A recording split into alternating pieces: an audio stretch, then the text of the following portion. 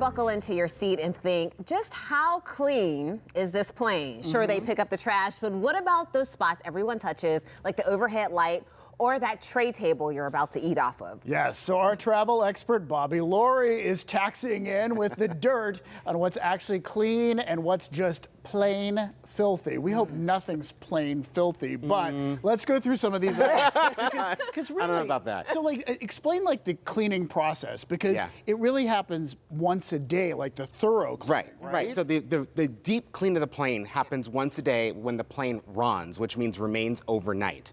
Okay. So during the day, though, that airplane's going to operate maybe, let's say, 5 to 10 flights. In between those flights is what they call the turn clean. They're just trying to get that airplane back in the air as quickly as possible. So services like the tray table are not being cleaned during the turn clean. That only happens when the plane stays overnight. So there's just not time. No, so no one is sanitizing that tray table. Not at all. So the person who, changed their baby's diaper on that tray table before you, I've seen it. Someone has do that? So what do you mean someone? Many people have.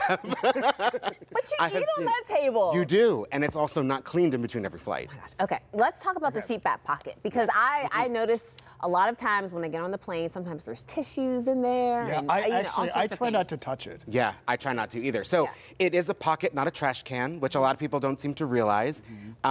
Everyone seems to throw everything in there, from half-eaten food to that dirty diaper that was just changed to wrappers and everything. It's, again, one of those spots where during the turn clean, it's not actually cleaned out thoroughly. That's why you hear the flight attendants a lot saying, we're coming through the cabin again for trash. Yes. That's where they want you to do that, because that's also a flight attendant responsibility to try to clean that up before the plane lands, because they know that the cleaners are not going to get a chance to get in there. All right, the seatbelt buckle. We all have to touch it. Everyone touches it, and you never think about it. No. Everyone touches it. That's another surface that's not cleaned in between flights. Now, there is one little caveat with that. If something were to, let's put this nicely, soil the seat buckle, the seatbelt buckle or the belt itself, that will be completely replaced, but it's not sanitized in between flights. Okay. Oh, wow. All right. How about... Your faces are priceless right now. I'm just thinking about flying in a whole new way now. What about the overhead vent? Something else that a lot of people touch. So now you figure someone's, just put their hand on their seatbelt buckle in their seat back pocket, and now they're going to go up and they're going to turn on the air above them. Another surface that's just really not cleaned, except for those overnights where sometimes you'll get a spray of a sanitizer. And that's probably how they clean it, just a spray. Oh, yeah, very, very Lysol quickly. or something. Exactly. Okay, all right, and finally, let's talk about the handle to the bathroom. I mean, everyone goes to the bathroom on the plane at some point in time. Everyone touches the handle to get in. They touch it to get out. A surface that you just don't think about. The bathroom themselves only really deep cleaned once a day.